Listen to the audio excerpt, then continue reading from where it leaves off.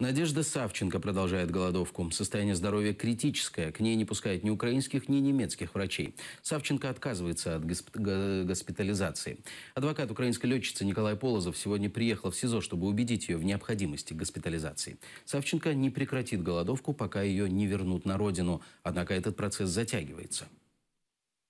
Надежда находится 9-й день на сухой голодовке. У нее были очень плохие анализы в пятницу.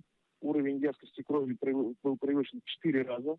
Это состояние близко к смертельному, то есть возможно образование тромба, внезапная смерть, в том числе во сне. И ей провели внутривенные вливания глюкозы и хлорида натрия для разжижения крови.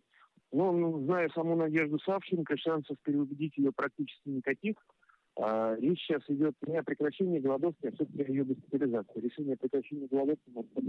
Что касается ее возвращения домой, то вопрос действительно стоит остро, поскольку ранее Путин неоднократно заявлял о том, что этот вопрос будет решен после ее суда. Вот сейчас суд прошел, приговор вступил в законную силу. Мало того, на встрече с госсекретарем США Керри Путин заявил, что выдаст Надежду, освободит ее, но он не говорит когда. И это самая главная проблема. Сегодня будет открытая линия с президентом Путиным.